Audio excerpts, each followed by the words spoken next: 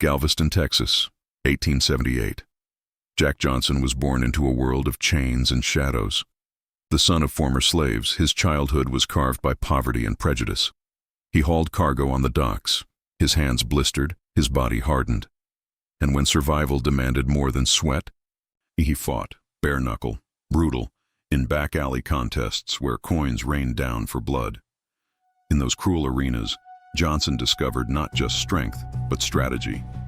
He learned patience, he learned control, and he learned that one day the world would have to face him. By 1908, Jack Johnson had fought his way through every challenger the sport could throw at him, but the heavyweight crown remained locked behind a wall of prejudice. White champions refused to face him, fearing not just defeat, but the social upheaval his victory would symbolize. Johnson kept winning, kept taunting, kept demanding the chance that America tried to deny him. Finally, in Sydney, Australia, the barrier broke. Tommy Burns, the reigning champion, agreed to fight.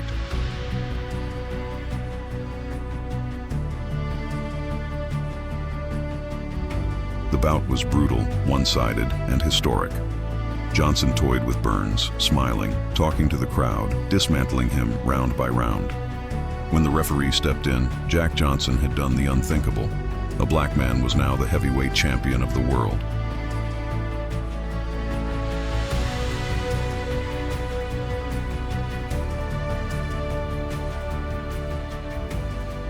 The victory sent shockwaves across the globe. For some, it was triumph, proof of talent, courage, and destiny. For others, it was a nightmare. Newspapers screamed for a great white hope to restore the racial order. But Jack Johnson wasn't just a champion, he was a symbol, and symbols cannot be knocked down so easily. The world demanded a savior. Newspapers cried out for a great white hope to reclaim the heavyweight crown. And in 1910, they found him, Jim Jeffries, the former champion, coaxed out of retirement to restore the racial order. The fight was billed as more than sport. It was a battle for supremacy, for the very soul of America. The air was thick with tension, hatred, and expectation. But inside the ropes, Jack Johnson was untouchable.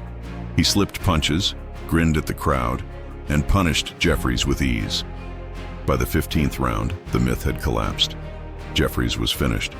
Johnson stood tall, smiling, the undisputed champion of the world. The aftermath was chaos. Across America, riots erupted. White mobs attacked black communities in rage. Johnson's victory was more than a sporting triumph, but victory made Johnson a marked man. The establishment struck back with the full weight of the law.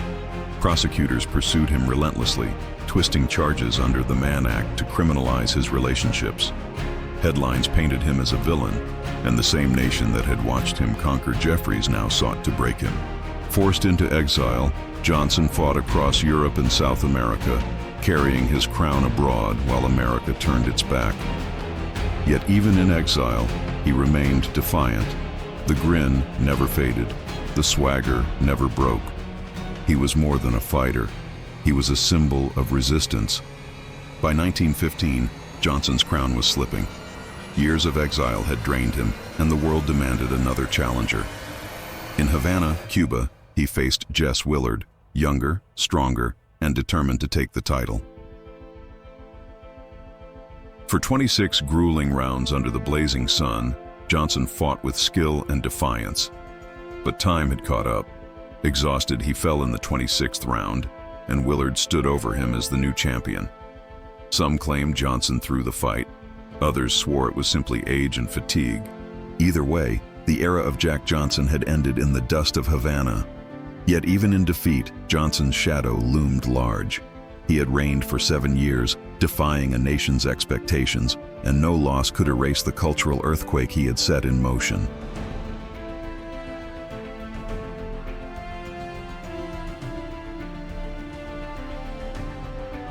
Jack Johnson's story did not end in Havana. He lived on, fighting exhibitions, chasing the spotlight, and defying the world until the very end. In 1946, at age 68, he died in a car crash. Still moving, still restless, still larger than life. For decades, his name carried controversy, his victories buried under prejudice. But history has a way of catching up. In 2018, Johnson was granted a posthumous pardon. Today, as president, I've issued an executive grant of clemency, a full pardon, posthumously, to John Arthur Jack Johnson, who was known as Jack Johnson. A symbolic recognition of the injustice he endured. More than a century after Reno, America finally acknowledged the man it once tried to erase.